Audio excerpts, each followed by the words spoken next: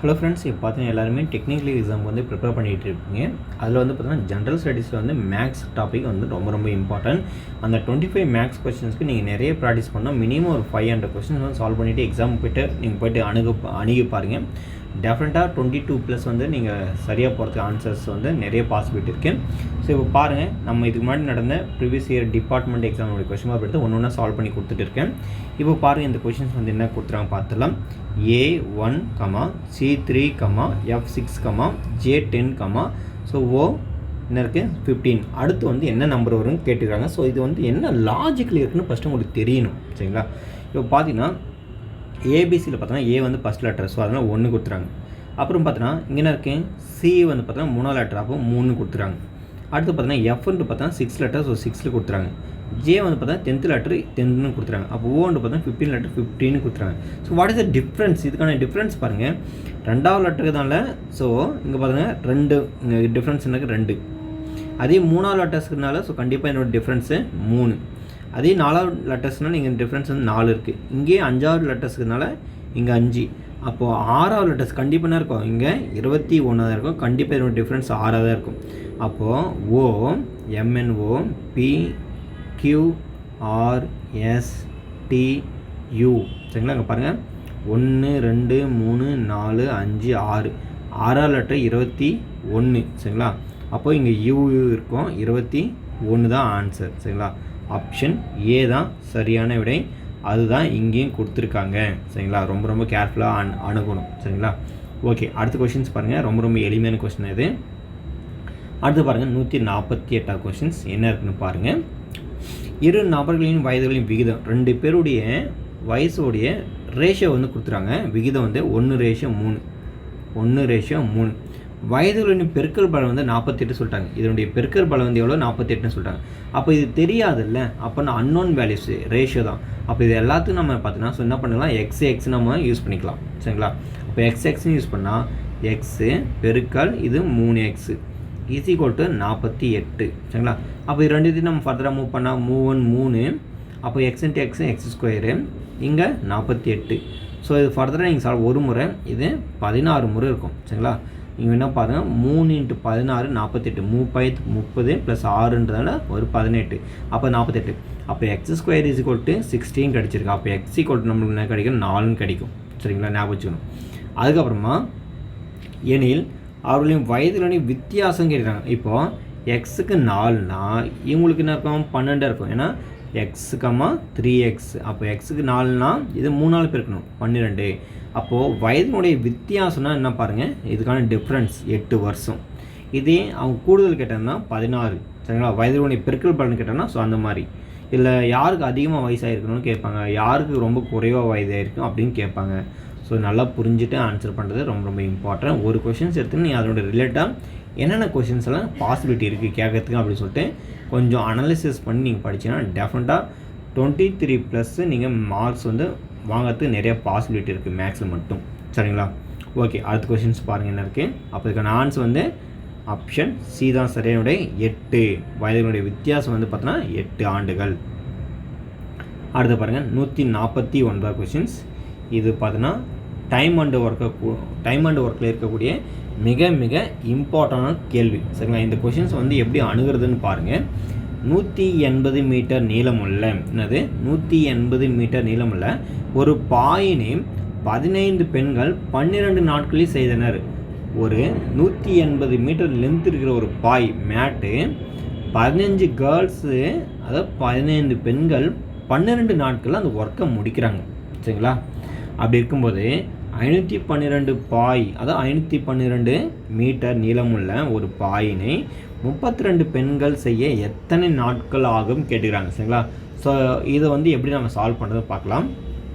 First இங்கே என்ன கொடுத்துருங்க, ஸோ பெண்கள், இங்கே என்ன கொடுத்துருங்க நாட்கள், இது வந்து ஒர்க்கு, சரிங்களா? அப்போது நாட்கள் கீழே வந்து ஒர்க்கு வேலை, இதுதான் ஃபார்முலாஸ். ஆட்கள் நாட்கள் இங்கே வேலை, மீது எல்லாமே வரும்போதெல்லாம் உங்களுக்கு நியூமரேட்டர் டு நியூமரேட்டர் ஈக்குவலாக தான் இருக்கும். அந்த வேலைன்னு வந்துடுச்சுன்னா மட்டும் அந்த ஒர்க்கை வந்து கீழே வந்துடும், வேறு எதுவுமே டிஃப்ரென்ஸ் கிடையாது, சரிங்களா? ஸோ எல்லாத்துக்கும் சப்ஸ்டியூட் பண்ணுங்கள்.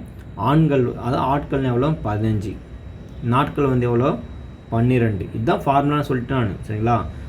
ஆட்கள் நாட்கள் வேலை, ஆட்கள் நாட்கள் வேலை, வேலைன்றது பார்த்தீங்கன்னா ஒர்க்கு இந்த இடத்துல மீனிங் சரிங்களா. ஒர்க்கு சரிங்களா, அந்த ஒர்க்கை வந்து மென்ஷன் பண்ணும். 15 12 டிவைட் பை இந்த வேலை வந்து பார்த்தீங்கன்னா ஸோ 180 மீட்டர் நீளமுள்ள பாய். அதே மாதிரி பார்த்தீங்கன்னா ஸோ 32 எக்ஸ் கண்டுபிடிக்கணும் பை எனக்கு 512 சரிங்களா. எப்படி இருக்குது ஸோ என்னென்ன கேன்சல் ஆகுன்னு பாருங்கள். ஸோ பொறுமையாக கேன்சல் பண்ணுங்கள், தப்பாக பண்ணிடாதீங்க. ஃபஸ்ட்டு நம்ம ஸ்டேட் டு ஸ்டேட் எதுவும் கேன்சல்லாம் பார்த்துக்கலாம். ஸோ இது வந்து பார்த்தீங்கன்னா 5 முறை 3ஆவது டேபிள் வந்து 5, அதில் கேன்சல் பண்ணுறேன். 3 5 5, 3 6 18, அப்போ இந்த 0 ஆட் பண்ணிக்கோங்க. இது வந்து 6ஆவது டேபிள் காமன் 6 2 12, இது வந்து 10 முறை சரிங்களா. 6 5 60, இது 1 முறை, இது 2 முறை, இதுவும் கேன்சல் ஆச்சு. அப்போ இந்த டேர்ம்ஸ் ஃபுல்லாக என்ன ஆச்சு, கொலாப்ஸ் ஆயிடுச்சு, ஃபுல்லாக என்ன ஆச்சு, கேன்சல் ஆச்சு. அடுத்து பாருங்கள் என்ன 32 இருக்கா. ஸோ கேன்சல் பண்ணுங்கள். 32 பை 512, இதில் பாதி 16, இதில் பாதி எவ்வளோ இருக்கும்,